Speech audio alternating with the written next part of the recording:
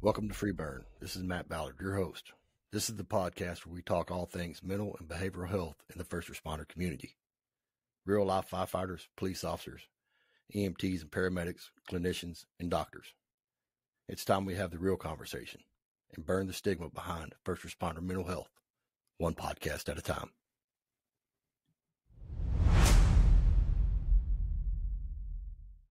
Welcome back, folks. It's Matt Ballard, your host with Free Burn 2023. Today we have Ben Westcott with us. What's up, brother? How are you? What's up, brother? I'm good, man. How are you? Good, man. Ben's been with Hurst Fire Department for 8 years. Firefighter Paramedic. Is also a lieutenant and volunteer for Covington Fire Department here in Texas. Peer team lead for Hurst Fire Department also. Team Fenix. Very involved in Team Fenix stuff. Tell us a little bit about that, brother. So there's a group of us that started a nonprofit about 17 years ago. And it's a nonprofit that takes all the old thrown away equipment that, according to the expiration date, is bad for the United States. And we relieve the cities of the tax burden. And we take bunker gear, fire trucks, ambulances, all that kind of stuff. And we take it to the rural and underserved communities throughout Mexico. And then we go down there once a year and do week-long trainings and hands-on and lecture and all that kind of stuff. So, yeah. Cool, brother. That's awesome stuff. Yeah, it's good time. So, very involved in peer program stuff. We met through Readiness Group a while back and just kind of started that relationship through there and talk quite often. But yeah, tell us a little bit about how you met up with Readiness Group. Will you want the long story or the short one? Either one, brother. It's up to you. A few years back, I had found myself in a pretty dark spot in life, and ended up. My wife is the one that was my interventionalist, and she's the one that stopped me. And she told me that I needed help. She said that I was destroying our family. And so I did the typical, I guess I assume typical. I did the guy thing and I got pissed off at her, that she would tell me that. So ended up reaching out through a friend. I knew that he did the peer support, like the CISM. And I thought, well, maybe he can help me. So reached out to him, and he's the one that got me in touch with Dr. Tillman there at Readiness Group. So set up an appointment, and that's how I met Dr. Tillman. So right on. Yeah. Before we jump knee deep into your story and your journey, I know you do some work with the Readiness Group too, right? Mm-hmm. I do. What kind of stuff are you doing with them? I'll go around and try to incorporate my story with them as far as teaching kind of science of trauma, and then how to build resiliency. Right. That's kind of where my heart is. Is teaching guys that there's a reason behind this stuff. It's not just because you're crazy. And then on top of that, once you figure that out, and once you know how to work through those things, whether that's on your own, with a peer, a friend, or, if you need to go and get some professional help, how to utilize resiliency, right? And how to implement that in your life, not just like at work, in all of your life, all of your aspects of life, and family life, home life, everything. And the difference that it makes, it can change you. We both know that for a fact. Yeah. They've been at our department the last couple of days. This is actually the last day. They've done 3 different classes for us, in-house training stuff. So I guess you had Dr. Tillman and Dr. Guidry over there, right? Yes, yesterday. Yeah. And then so yesterday I was with Erica over in Mansfield. Yeah, that's what they were telling me. So, yeah. How'd that go? Man, it was good great. stuff. They got a really good department over there. There's some great guys. Yeah. It was cool. I got to, everybody knows everybody in the fire service. And walked in, and the captain on shift that day at Station 3, I actually know him from when I started as a volunteer back in high school in Keene. I've known him since then. He was a volunteer as well there. So it was cool. It was good seeing him. I haven't seen him in a while. Right. That's cool, dude. Yeah. I've been waiting for this in-house training for a while. So I'm glad that it's finally hit, and, we're getting our guys trained up in some different stuff. They're doing, science of trauma, and everyone's up here is what they're doing at our department right now. So that science of trauma, honestly, that's the class that made the difference for me. That class, if I had to pinpoint one thing, because that's when it clicked, right? Of how trauma works, why it works the way it does. That's the class that did it for me. Yeah, for sure. Everybody needs to know that, especially, us as first responders, man, and it, on how it affects your brain and how the brain works, and, your cortisol levels and everything else that comes into play. Yeah. And that class kind of clears that up for you a little bit, I don't know why they don't teach that class in high school. But everybody in the world needs that information, right? It would definitely be a benefit, that's for sure. Yeah. Think about the difference that you would have in your life. I know what it would like. I've thought about it for myself. If you had taken a science of trauma and resiliency class in high school, I can't even imagine what life would be like, especially as a first responder, knowing now, if I would have known that then. Yep. Just the benefits behind it. Not just for first responders, like you said. Everybody could benefit from that, And I've said it several times that I think everybody could benefit from going to a counseling session or two, just to work stuff off your plate. Man, huge benefits in that. We're supposed to do like you're supposed to see your doctor once a year for kind of well check and blood work and all that, because us guys are really good about going to the doctor when, everything's fine. Oh, yeah, we are. But why not have a well check, mental health well check once a year, set up a deal, go talk with a counselor, just run through what's been going on in life. See if anything's sticking with you. Yeah, I think we should.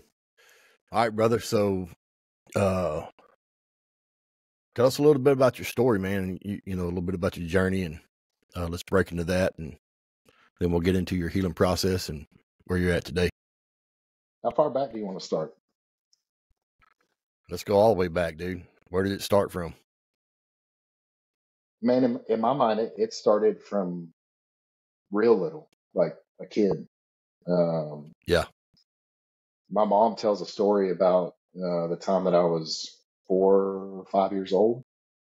You can imagine running down the interstate, an old 90s model square body Chevrolet Suburban, right? The tanks, those giant ones. And I remember my mom pulling over on the side of the highway. And I didn't know why she was doing it, but I remember her looking around in the mirrors, and then she was kind of frustrated and took back off going down the freeway. And turns out it's because I was sitting in the back seat making a siren noise, and she thought she was getting pulled over. And she said that she knew from that point that whatever life brought me was going to have to do with something with flashing lights and sirens, Sure. And she's like, I knew since you were a kid that you were going to be a fireman.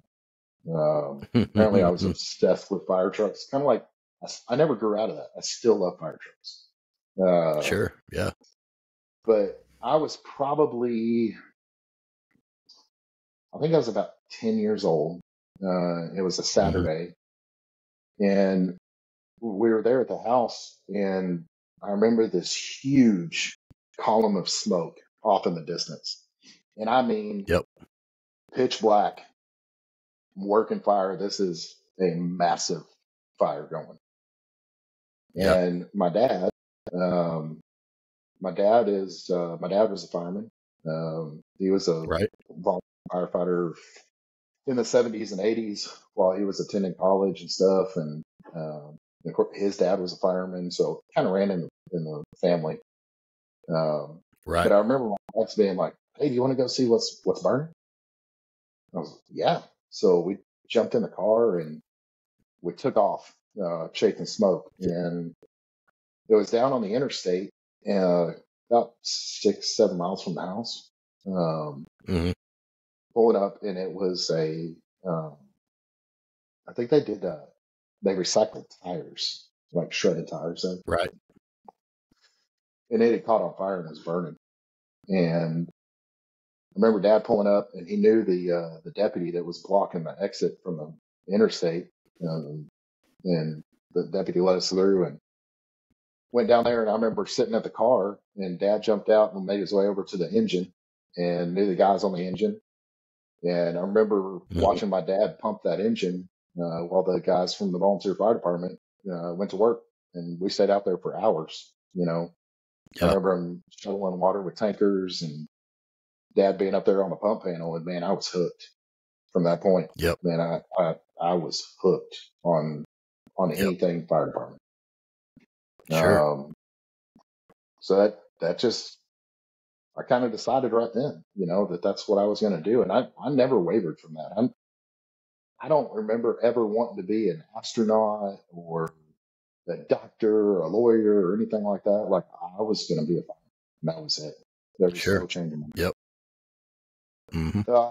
Fast forward a few years, I was 15 years old, and the ambulance service there in Cleveland was the AMR, had the ambulance service there. And they started an Explorer post through the Boy Scouts. So I joined the Explorer post, and basically you just got to go once a week. They would be, or was it every other week or once a week? They would meet and you do like training, EMT basic skills kind of thing, just teaching you first aid. And the thing about being an Explorer was they gave you a uniform, which was cool. It had Explorer patches on it, and you got to sign up, and you got to actually go and do ride-outs with the EMS crews. So how old were you 15 then? years old, riding in the back of an ambulance, and I can still tell you the first call that I ever ran. I bet you can. It was a little girl. She was, I believe, 2 or 3 years old. Her name was Brianna, and she was having a febrile seizure. And I remember that ingrained in my mind, the look of fear on the parent's face, and the way that the medic that I was riding with just walked up, took the kid, turned around, walked back to the ambulance, like, no big deal. Man, just smooth, got in the back. They stopped the seizure, took the kid to the hospital, and it was like, they didn't even phase them. I mean, they just calm under pressure, so. How'd that feel at 15 years old for you? I felt it was an eye-widening experience. Like deer in a headlight, like, holy crap, like in the moment, it's like, whoa, how do you fix this? And then afterwards, looking back at it going, I want to be that person. Right. Sure. Like in absolute kind of laid that path out. Yep. Yeah. I want to be the guy that parents can look at when, their kid is bad sick, and in their minds, their kid was, could be dying. I don't know, but I want to be the guy that the parent could hand a kid to and be like, fixing the kid. Yep. And that became a big motivator for me, to become that kind of paramedic. Mm-hmm. So that's a heck of one to see for the first time. Yeah. I remember, running calls in an Explorer. I signed up for as many ride-outs as I could. Big car wrecks and stuff down here in the county, and, being on scene and watching helicopters land for trauma patients. And man, it fueled the fire inside, And it's like, man, I couldn't wait, man. I got to get done with high school and get on work with this still, So you don't have time for this school. You got to get going. Yeah, that's right. So I ended up in high school, joined the fire department, the volunteer fire department there in Keene, where my dad was the assistant chief back in the day, and which was kind of cool because there were still some guys there from when my dad was on the fire department. So I got to hear some stories about, the shenanigans that dad used to pull, and which he denies, but whatever. Yeah. Were they paid at the time, or were they just all volunteer? No, all volunteer. Yeah. They were one of the first volunteer fire departments in the county to have their own ambulance. Then it was staffed with volunteers. So, and dad told stories about it, about, the different stuff that they'd find themselves getting into, being volunteer, small town. Sure. He had joined the fire department because he was in college there at the time. And if you joined the fire department and agreed to live at the fire station, then you didn't have to pay for dorms, So he and 3 other guys actually lived in the firehouse, and they answered that's a pretty good emergency phone. Yeah, they answered the phone, and they had it was back when they had the air raid sign on top of the station, before pagers or stuff like that. So they'd have to set the siren off and then, go for whatever call came in. So it's kind of neat, being there where dad was. And,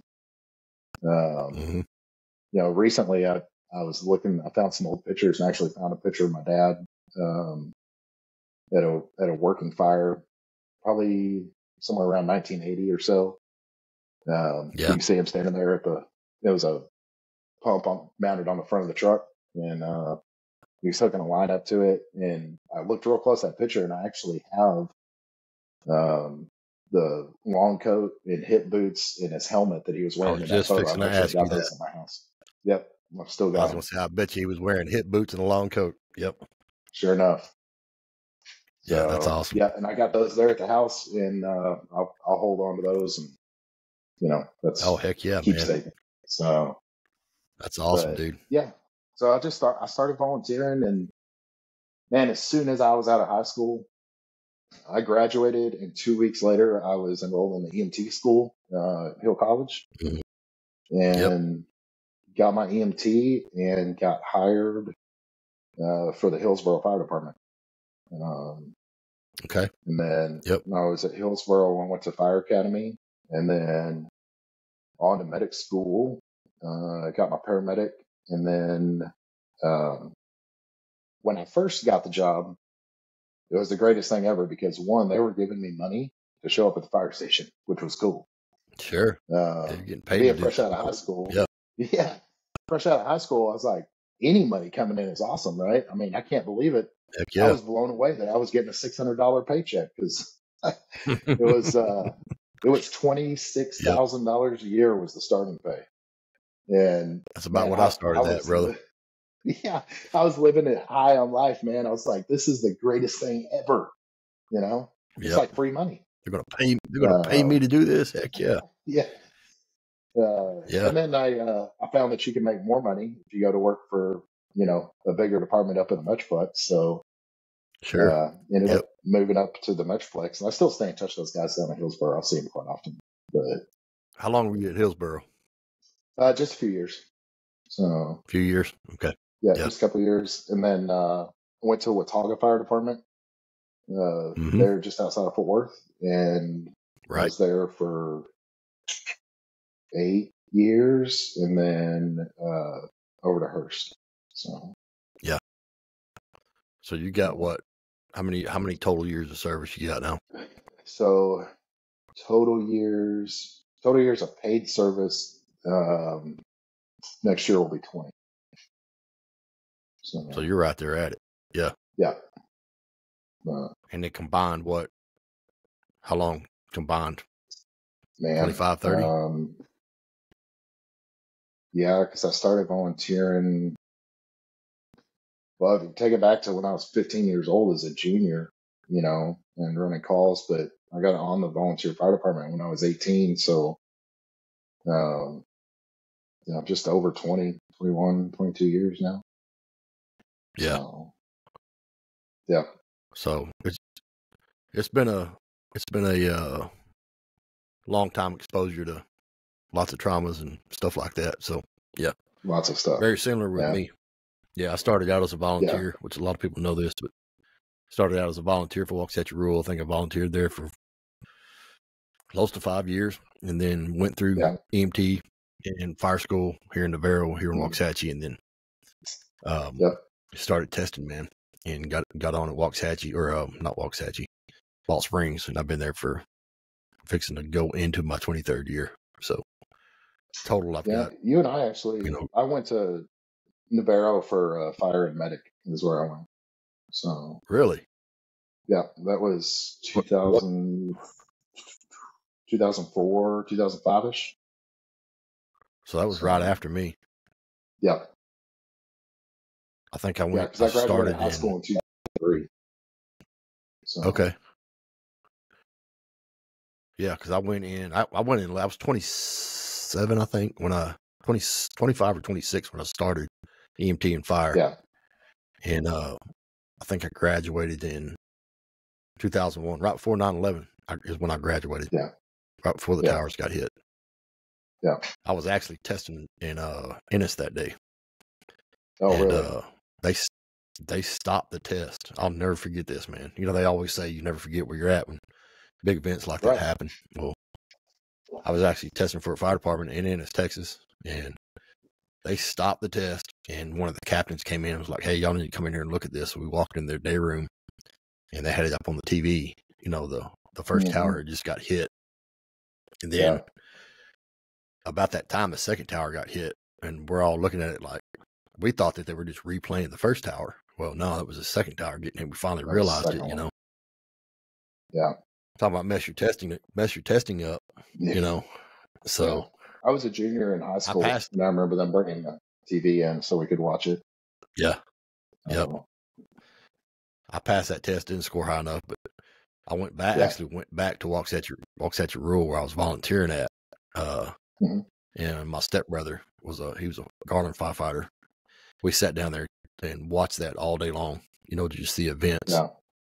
And, you know, it's like, you know, obviously they didn't have total numbers of brothers and sisters and police officers that lost that day, or just, you know, average citizens that were lost that day. But you just knew that it was going to be a high number, you know, because, I mean, you know what firemen do. You know, we're going towards the danger, you know. I remember even being in high school, you know, I'd been around the fire department and as a junior firefighter and stuff like that. I remember hearing the pass devices on TV. Yep. During the news broadcast, and you know, I was like, "Oh man," you know, I knew what that meant. You know. Yeah. You know. Yeah, that's 16, 17 years old. So. Sure. Yeah. And that's part of that cumulative effect, you know. Yeah. Of stacking stuff. Even that, not even being there, but just knowing, you know, can have an effect on you too, mental health wise. So that's right. Interesting.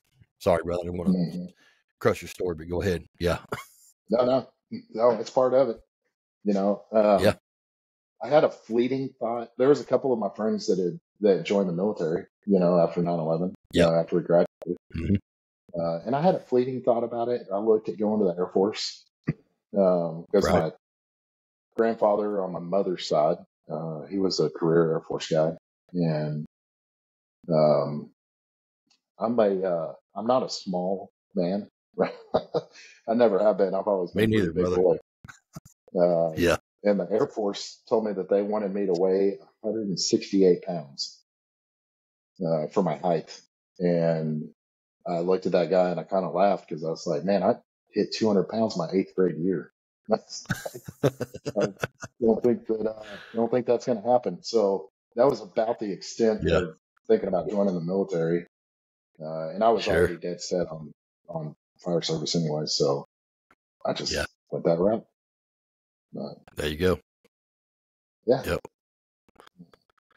So I think journey wise, you know, right after I started, you know, we talk a lot through Readiness Group about statistics, and one of those statistics is the first responders that have a experience with a very traumatic event within the first couple of years of their you know, starting the job. kind of that plays a pretty pivotal role. For me, it was 2005, and I went to Hurricane Katrina. So that was right there in the very beginning of my career.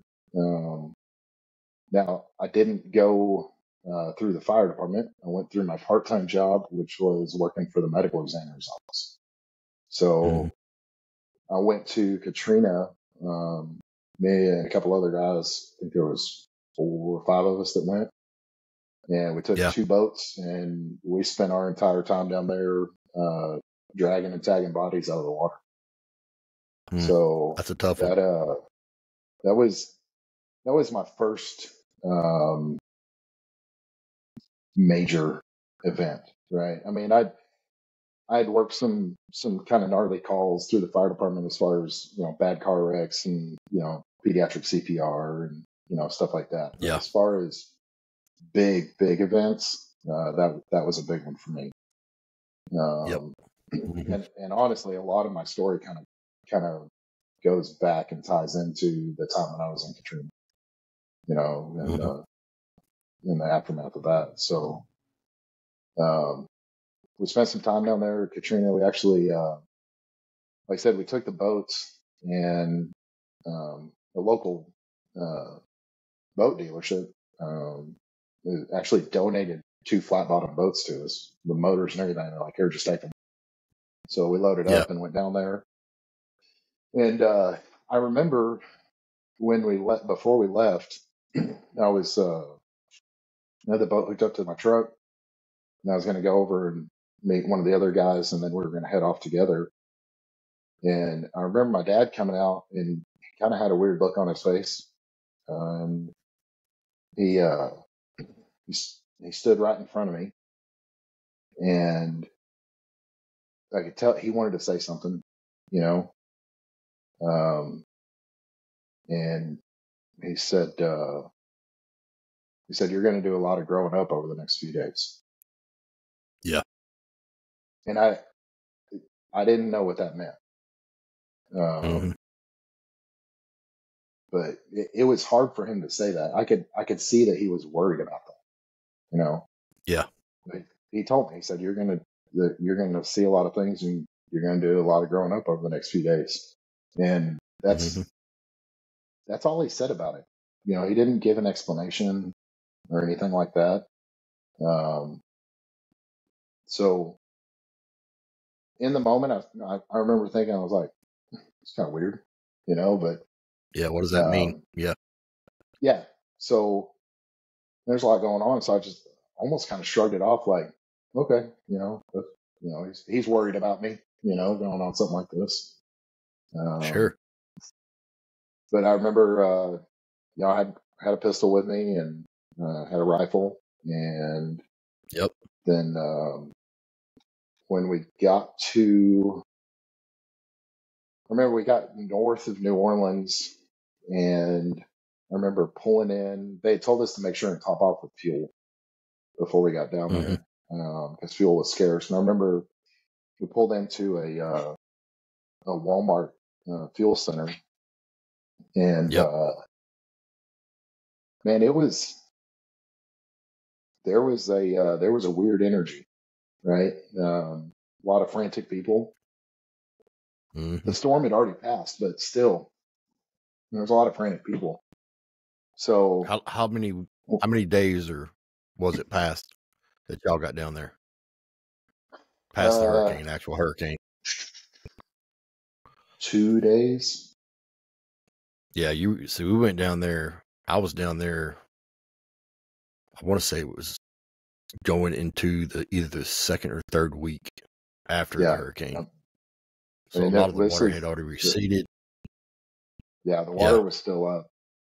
I remember as we pulled in, so we got closer to New Orleans, there was a checkpoint that they had set up across the highway.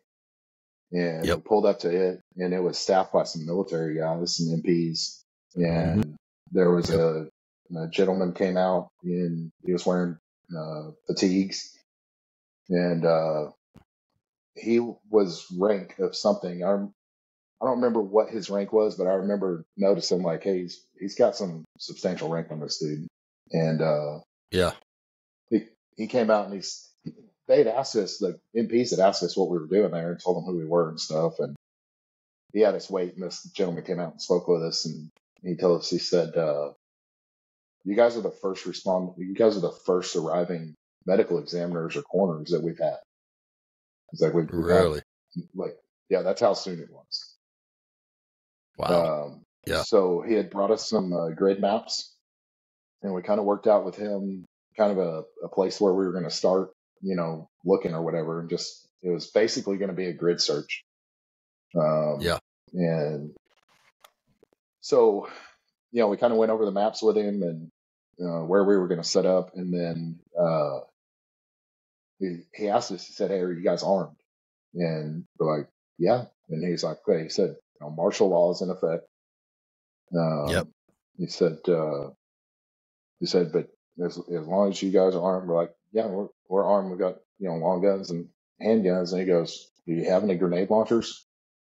And he was dead serious. Serious? We're Wow. Like, no. And he's like, be careful.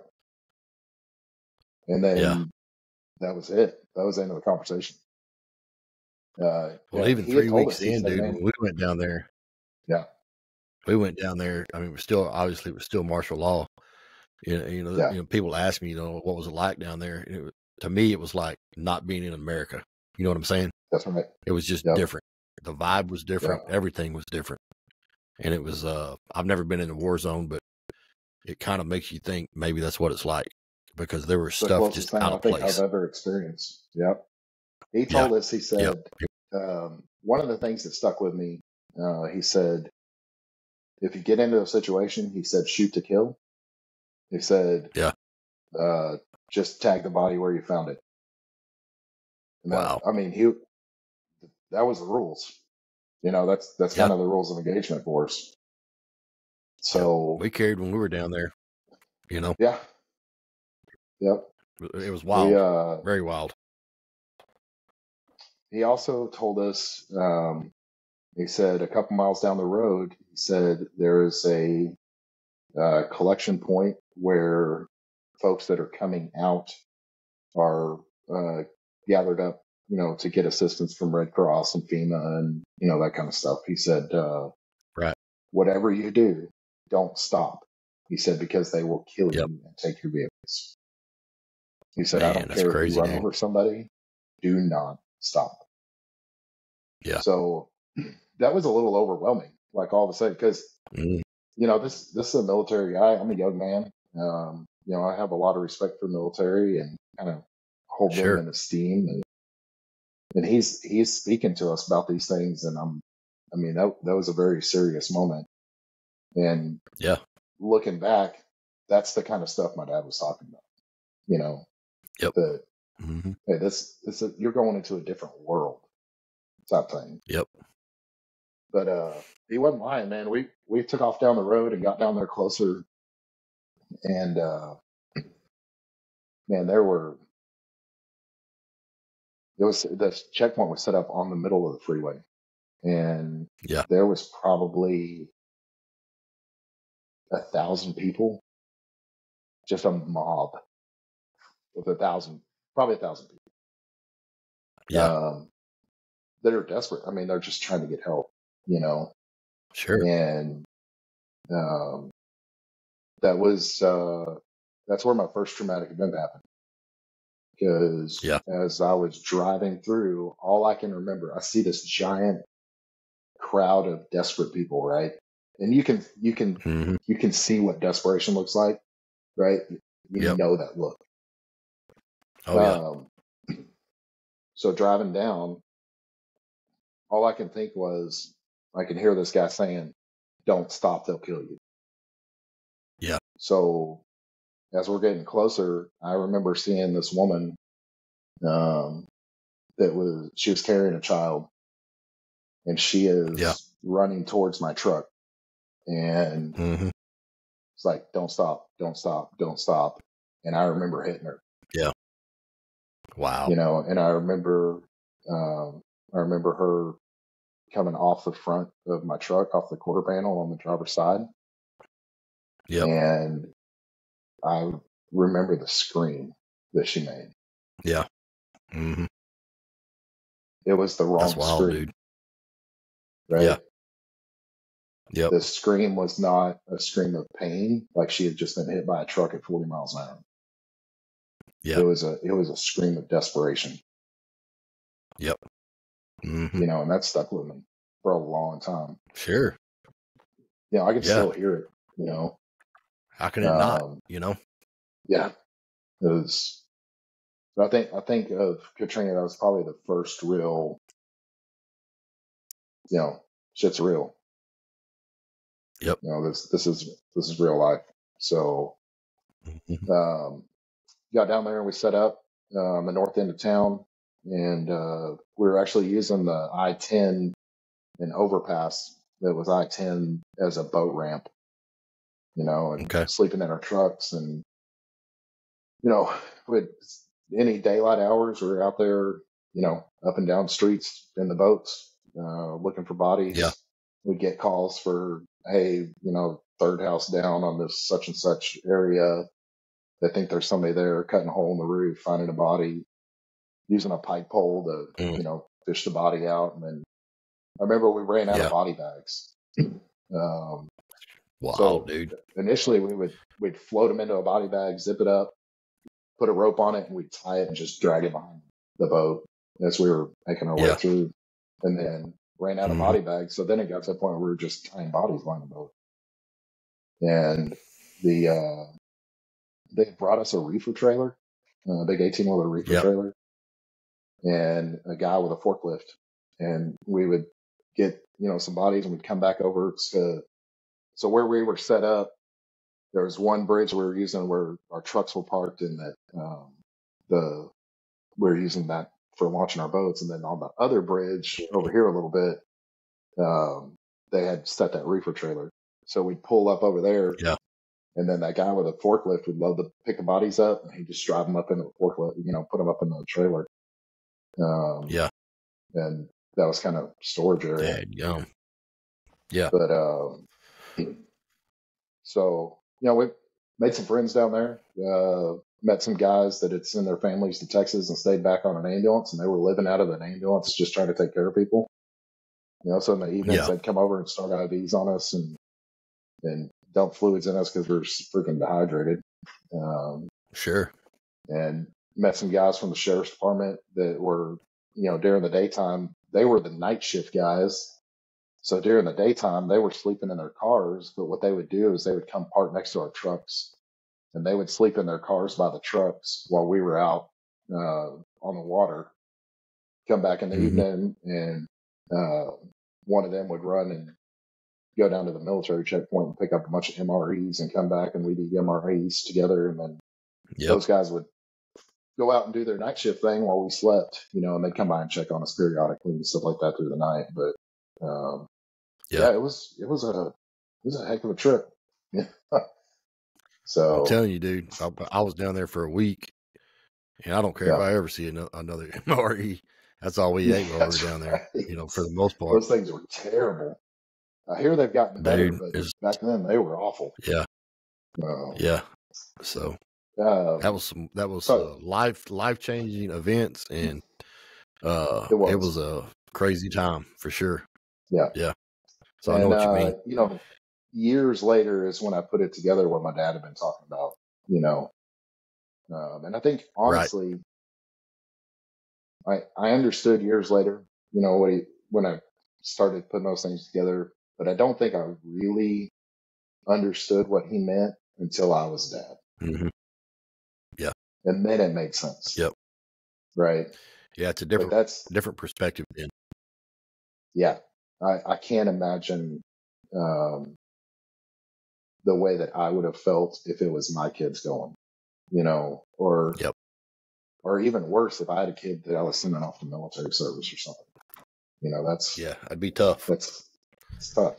So yeah. Anyways, when I got back, I started having some problems. that you could probably expect. But Yeah. so my wife and I, we were engaged at the time. Mm-hmm. And it had gotten to the point where I couldn't take a shower unless my wife was sitting in the bathroom with me. And you know, it wasn't an excuse, no matter how much I wish it was, but it wasn't an excuse, just to get her in there. But Sure. I'd have to have her sit in there because if she didn't, whenever I'd get done taking a shower, as soon as I would open the shower curtain, the same dead woman was laying on the floor outside of my shower. Mm. I mean, like she was really there. Like I could Yeah. see her laying on my floor. Yeah. And if my wife wasn't around and I needed to take a shower, then there was a giant mess to clean up because I would have to shower with the shower curtain open. There's water going everywhere. And I couldn't close my eyes to wash my head. Believe it or not, I had hair back then. But I mean, it had gotten to a point where it was debilitating. I mean, I Sure. couldn't take a shower That's wild, because man. of this. Yeah. So I reached out for help, right? And this is where things went around. I went through my EAP program at work. Yep. And I'm not bashful to say that EAP programs suck. Yep. They might be good in some instances, Most of them but do. for first responders, they're not okay. They don't work. Yeah. I called the number, and it was kind of like an answering service or something, and told them what was going on, and they said, that I wanted to see a counselor, and they said, okay, we got your information, and we're going to call you back. We'll get this set up for you. So 2 weeks goes by, and I finally get a call back from the EAP, and they said, hey, we found somebody that'll talk to you. Wow. I'm like, oh, okay. So they gave me the information, and I called this lady. She's very nice on the phone. Set up an appointment, and the address was a little weird. It was at her house.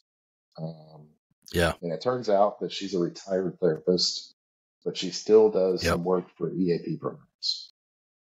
Okay. So make the appointment. Day of the appointment, I drive over to this very nice residential area, and I probably drove past her house 4 or 5 times. And okay. I was struggling, going, I don't want to stop. Maybe I should. No, this is stupid. If the guys find out about this, I don't want to do this. And then I was like, okay, maybe I better stop because the whole dead lady outside my shower it's not good. Right. Yeah. That's a problem. Yeah. Yeah. So I pull in, park the truck in the driveway, walk up, knock on the front door, and very nice lady answers the door.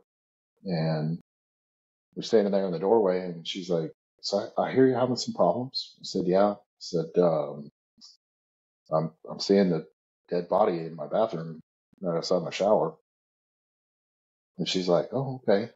And standing in the doorway, she hands me a CD in a case.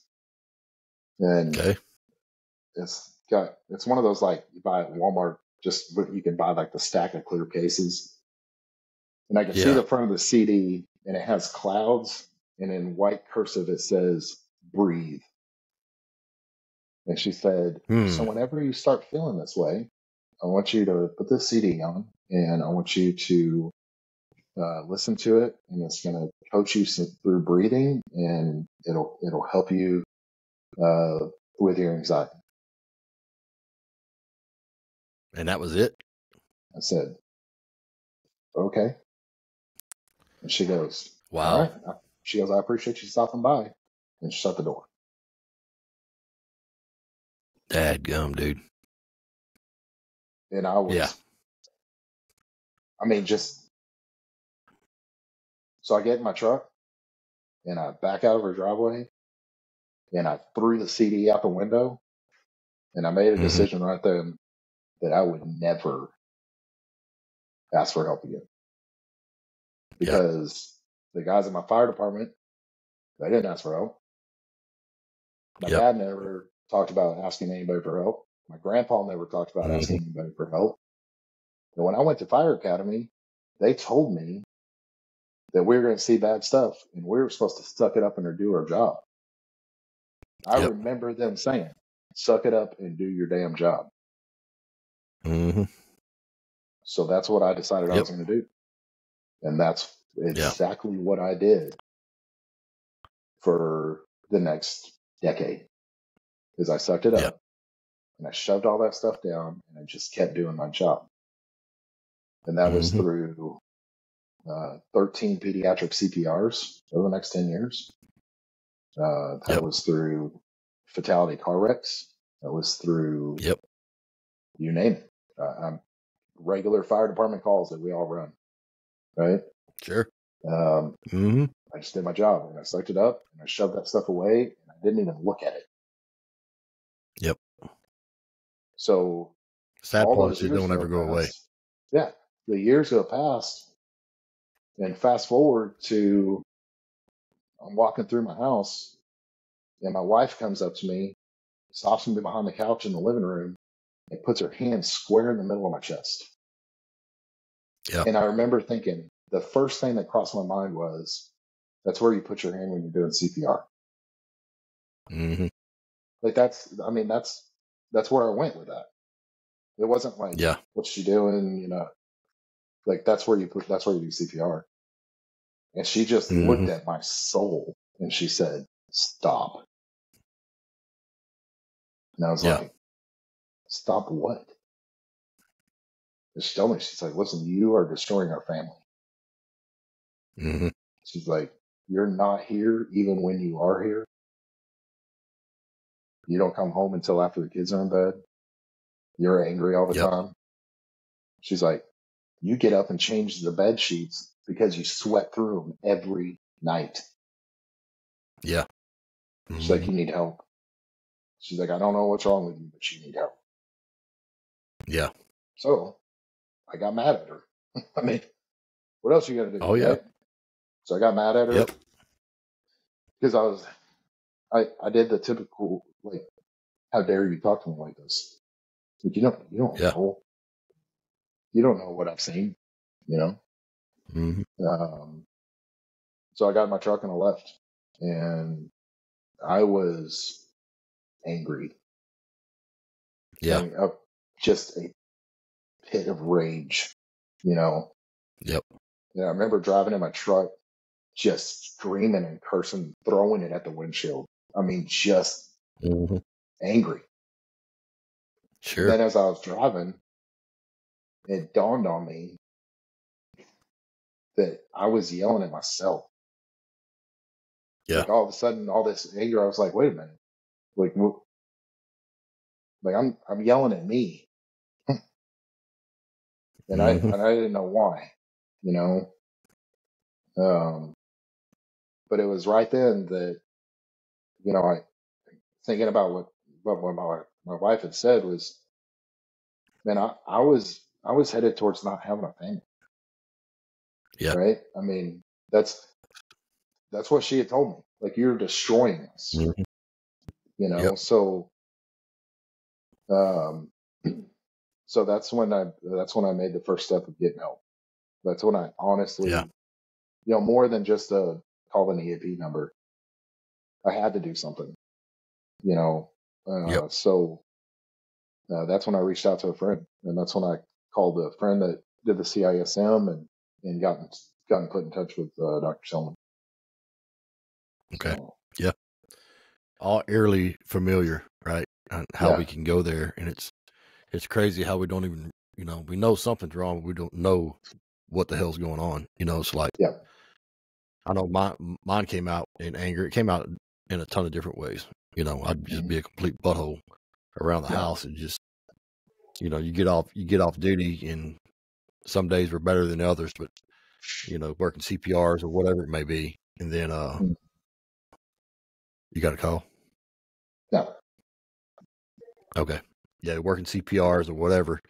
And, you come home and you don't want to put that off on them. So you really don't say nothing. You don't talk about it. You just kind of keep it to yourself. You suck it up and do your job, right?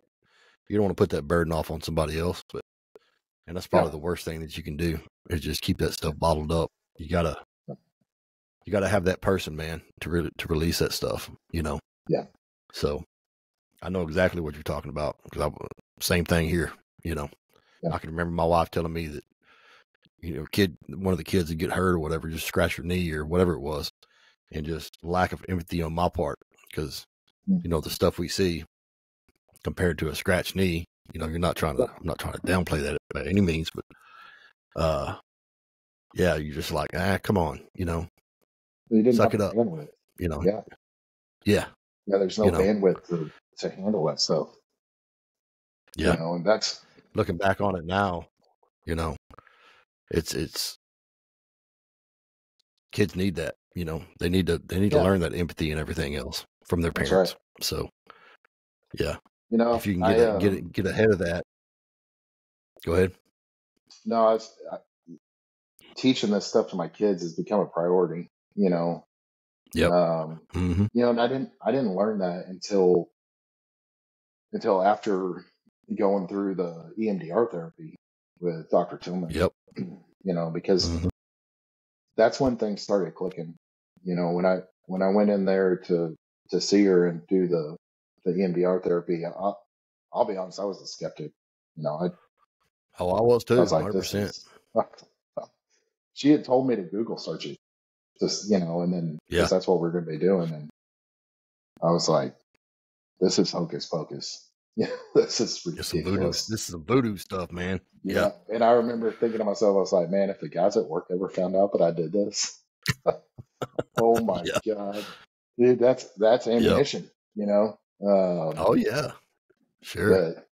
But I went in there because, you know, it was, there has to be something that drives you, right?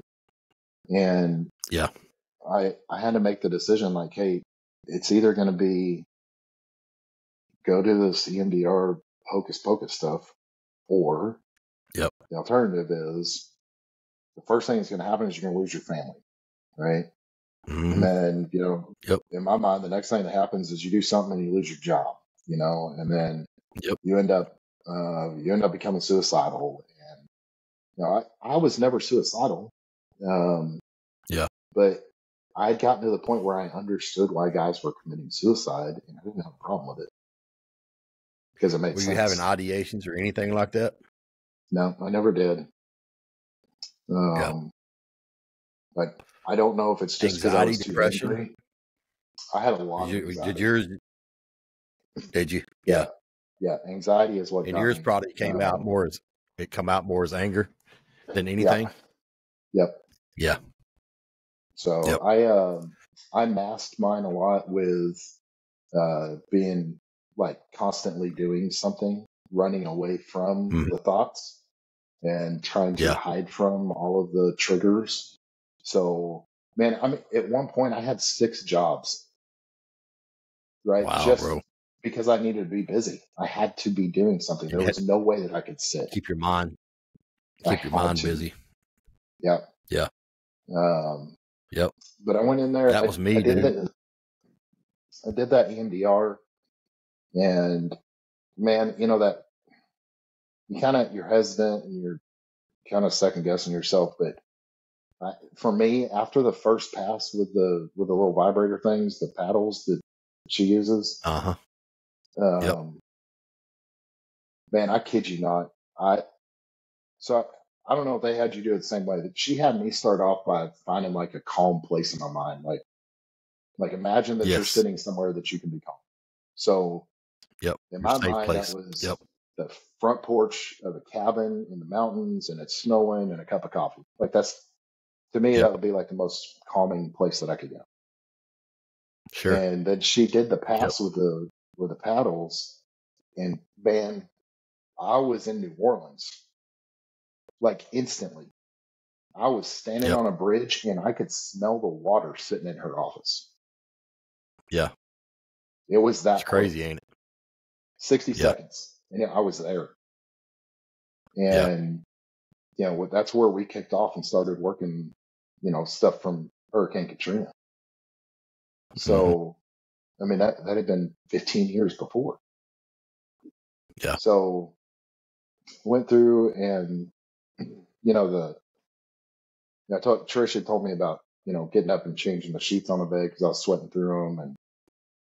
And I was having reoccurring nightmares. Yeah. And it was the same exact nightmare. And it went the same exact way every night. Yeah. Same situation, same scenario, same pictures, same outcome, everything. And what it was that on my driveway, I live out in the county, there's a stock tank for the cattle. Sure. And in my dream, my oldest son, who's 10, he was in that stock tank and he was drowning. Wow. And I was standing in a boat in the middle of the stock tank right next to where he's drowning. Mm-hmm. And he's reaching and screaming for me to save him. Yeah.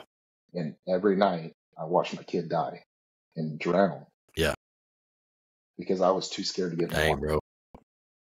Yep. That's crazy. Every night. Yep. And that's what EMDR brought.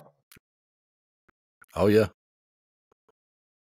It did some stuff like that for me, too. Just to be able to process that. And, man, once I worked through that, through using the EMDR and a bunch of that stuff from being down there in New Orleans, dude, the feeling of being able to breathe. Yeah. People take that for granted because all of a sudden I felt like I could breathe. Yep. Mm-hmm. Like just so much weight was just lifted. And it was just like, oh man, like you can breathe all of a sudden. And it's not like you ever forget about the stuff you saw or you've done. No. But it's like you filed away and it becomes easier to deal with. You get the tools to deal with it, when it does come up. So you're not sitting there ruminating day after day, hour after hour on it. Is an easy way for me to think about it. It makes it a memory and not a nightmare. Yep. Right? Because nightmares you can't get away from. Memories you can put away. Right? Sure. Memories, they still suck. Maybe but it's not a nightmare. They talk about the five senses. It could be one of those five senses, man, that can bring you back even to that memory. But, once you process that memory and knowing that, okay, I can think about that now, but I want to put it back. I don't have to sit here all day long and ruminate ruminate on it and, have a negative effect on me. Those five senses, that's what it was for me. It was the color of the water in the stock tank was the exact same color as the water in New Orleans. And that's what was triggering that. Yeah. It's just stuff that I hadn't processed. So like one of mine is airbag smells, can trigger me because of fatality accidents that I've been on. A ton of fatalities, unfortunately. And, we all go on those. But that airbag smell, man, it's got a distinct smell when an airbag goes off in a car. It's that powder, I can smell it right now. Yeah. That's one of mine, dude, and now if I go in a car accident, it's not like I'm going to freak out or anything if an airbag's going off, but I can smell that and it kind of will bring me back to some, an accident that was, 10, 15 years ago or whatever. And, but I can put it back and just continue doing my job, That's right. So, because it's been processed, and I've learned the tools to be able to deal with that stuff. Yep. Yeah. Yep. And that's what it's really all about. Yes. It's not like any of this stuff is ever going to go away 100%, but it's learning to deal with it and handle it in a healthy manner and being able to be resilient with it and bounce back. But to be really honest, I don't want it to go away. Right? No. Because if that goes away, then the learning aspect of that experience goes with it, Mm-hmm. right? Sure. And you know as well as I do in the fire service, it's not the rank that makes you, it's your experience, right? Yeah. So Mm-hmm. if you've got 20 years of experience of handling different types of calls in different ways, then you're able to function and perform better. Yeah. Because that's a learning experience. So Sure. Yep. I need those experiences so that I can function better for my patients and I can function better Mm-hmm. for the citizens that I serve. But I don't Yep. need those experiences to haunt my every waking moment. And that's No. exactly what you're Mm-hmm. talking about with processing this so that you can utilize it. You can make it a memory. You can bring it up when you need to. You can put it back away. You can utilize the information Yeah. that you learn off of it, but it doesn't Mm-hmm. overwhelm your entire daily life. Yep. And the only way I think that can happen is going through therapy, talking to your brothers and being able to, there's Yeah. the whole science behind Yeah. your brain and the different parts of your brain and how you process information or not process information. And Yeah. So take care of it right knowing then, that, right? yeah, knowing how that happens. And it's not like you can control that. You can through Mhm. certain types of therapy and stuff, or just going and talking to a brother. You have a bad call, or brother or sister, and you have a bad call, and you come Yeah. back and you sit down at the kitchen table and you say, "Hey, man, that sucked for me. What about you?" And Yeah. sometimes they may say, "Nah, it didn't really, wasn't nothing to it for me," but the next That's one right. may be, That's right. So processing that So information and not being scared to talk about it. two Yep. things. One, the most Mhm. effective way to process trauma, hands down, Yep. proven in research, the most effective way is to talk about it, to verbalize the experience, right? So doing 100%. that with a Yep. trusted friend, a peer, it doesn't have to be somebody from the peer team. A peer is Right. you and I are peers, right? We do the same job, Sure. right? Yep. We're peers. So Yep. talking about it with a peer. And number two, the most valuable, important piece of equipment in any firehouse is the kitchen table. And you will never change Yep. my mind. We talk about it all the time. Yep. Man, that Gotta is have it, man. that's where life's problems are solved, right? How many times have you sat at the kitchen table in a firehouse and talked about a marriage that's going bad, a kid that's screwing, your kids are screwing up in school, or your kids have done Yep. amazing and they're graduating top of their class, or your parents are sick, or man, all of in politics, all of life's problems have been solved right there at that kitchen table, except for no one Very has true. been willing to use it to solve our own problems, right? The stuff that Yep. we deal with every day. It's That like the stigma. class. Yeah, it's a stigma. It's like a class that they forgot to teach us in fire academy about how to Yeah. process the stuff that you just saw, right? Just go back and Yep. utilize the tool that we utilize to fix everything else. hmm And I guess it's just looked at, over the years, it's been looked at as weakness, whatever you want to call it, a weakness or whatever. Weakness. To me, man, yeah. To me, you got to have some cojones to say, you know what, I'm jacked up, man, and I need help. To be able to step up and just say enough is enough. It's affecting. It can affect every aspect of your life, from family to work to, you name it, your health, everything. So not just mental health, but just physical health, for everything. I mean, we've changed cultures in the fire service, right? Like we changed the culture, and everybody's 100%. It's all about fitness now, right? Everybody's like, you got to work out every shift, and then all of a sudden it was like, hey, we're really worried about heart attacks, so we've got to get on this. So that's where all the physical fitness stuff came from. And then it's like, hey, we're all getting cancer, so let's clean our bunker gear, and we're going to eat better, and we're not going to expose ourselves to some of this stuff. And we actually wear air packs on car fires now, and so and we fixed that. So now it's like, hey, culturally, let's fix this problem of, hey, we've got guys that are killing themselves over stupid stuff. And I can't say stupid, over stuff that they've never processed. Yeah. They're they shouldn't killing themselves.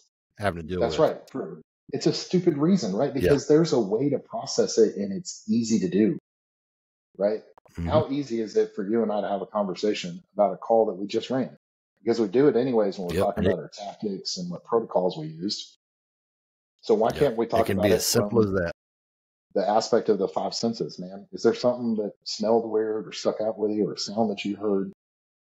Why can't we add that conversation and work on the suicide problem that we're having? Or make it to where, hey, if it's not working, go talk to a professional. That's what they're there for. Yeah. You know, we take people to the hospital to see professional doctors. Yeah. Yeah. The peer programs are starting to, you know, obviously they're getting more and more of them throughout the United States, and it's starting to be recognized a little bit more. Still got a long way to go, man. You know, I was looking at suicide rates just this year. I think it was at 63 firefighters, 19 EMTs, and, you know, 3 or 4 dispatchers. I think that's where it was something close to that. But, you know, it's just, we got to do more, man. I mean, one is one too many. You know, everybody's going to say that, but it's true. One is one too many. So, culture change. You know, the culture is different in the fire service. Yeah. Our dispatchers, God bless them. That's a terrible job, right? Because they don't get the closure, right? We see them all the way to the hospital or whatever. But all they got was, you know, the few minutes on the phone of franticness or whatever it was that they heard. So, you know, something that I started doing was anytime we run a crazy call that, you know, came in sounding pretty crazy on the radio, when I get done with the hospital, I'll call dispatch. I'll just call them up and I'm like, hey, y'all good? This is Ben from Medic 212. I was like, hey, we're just leaving the hospital, and I fill them in on what happened.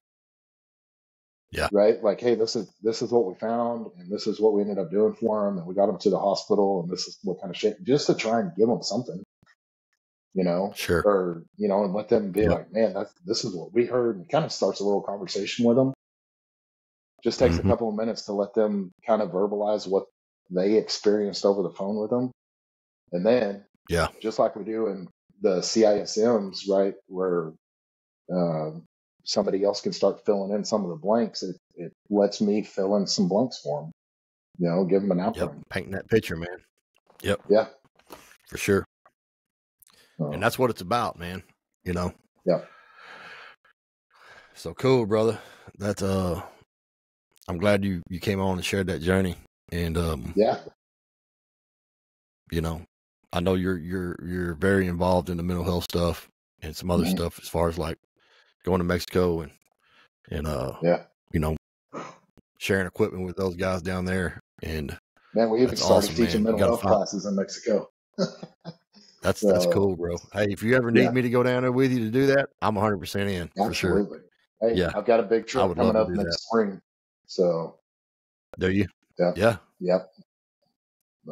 I've got, I mean, you know, I got a little program that I do and just tell my journey, and, you know, it's a awareness level behavioral health and mental health program. And, you know, I'm trying to break into more and more fire departments. I'll talk to anybody about it. It's not just for fire departments, police departments, for anybody could benefit from it, you know? So it's real and it's out there, and it needs to be brought to the forefront, and something's got to change. So absolutely, it's going to be guys like us that's going to, you know, force that change, I think. So because if we good aren't, stuff, man. So hey, let's do another one. Let's do another one of these podcasts and do get Dr. Tillman to come do some science of trauma stuff. It's coming, dude. I've got some stuff in the works. Man, I'm excited about it. Yeah. Cool. Probably be after the first of the year, but I've got a few things planned that we're gonna do. We're gonna hit on more of the wife's perspective on. That's awesome. You know, kind of what they went through, and I got some stuff. I got some stuff coming. I don't want to spill all the beans yet, but yeah. Let me know. I'll get with you. I've got an idea for putting a program together for resiliency for first responder kids. Yeah, dude, let's do it. Right. Whatever you need me to do. Yeah, I'm 100% in any of that stuff. I'm not going to brain on it. Yeah, just let me know for sure. Before we wrap up, one thing, brother, that you could leave with a brother or sister out there that might be struggling, right? In your mind, what's the most important thing? Somebody that's struggling. The best yet most difficult moment of my entire life was picking up that cell phone and calling my friend. It's the hardest thing that I ever did. It's the hardest thing that I ever did. But it has had the most impact on my overall life of anything I've ever done. That moment had more impact on my life than getting married, than having kids, than deciding to become a fireman. That one moment of just making a phone call. Yeah. Because there's a lot of us that have been through exactly what you're going through right now. Mm-hmm. And there's people out there willing to talk to you. Yep. Let it go. Yep. Gotta let it go. Just make the call. Just make the call. Reach out to somebody. That's right. And with that, and if you don't have somebody, call me. I'll talk to you. There you go. Oh, both of us are available for that, and we know a lot of resources. So, yep. With that, let's wrap it up. Anybody out there that is struggling, having suicide ideations or whatever it may be, you just want to talk to somebody. 988 is a suicide prevention and crisis lifeline. You can call those people. It doesn't cost you anything. If you feel like that you don't want to call that number and you just want to reach out to somebody, if you're a firefighter or a police officer or whatever, it doesn't matter. Give us a call. Reach out to us at freeburn2023@gmail.com. We're on all the social media platforms. I'll put some information for Ben under the podcast description. So if he wants to share that stuff, we'll throw that stuff in there too. There's people out there that are willing to help. You just gotta reach out, just like he says, make that step, and it can be life-changing for you. Mm-hmm. So with that, brother, I appreciate you coming on. Look forward to the future. We're going to work some stuff out, and hopefully we can do some stuff together. So it's going to be awesome. Thanks for having me, brother. Keep burning that stigma one podcast at a time. You betcha, man. Yeah. Appreciate you, man. Patty. All right. We'll see you. See ya. Thanks for tuning in to the Freeburn 2023 podcast. If you or somebody you know is in crisis, reach out to the Suicide Crisis Lifeline at 988. Or if you're looking for counseling resources, contact us at freeburn2023@gmail.com. We'll do our best to get you to where you need to be. Let's keep burning that stigma, one podcast at a time.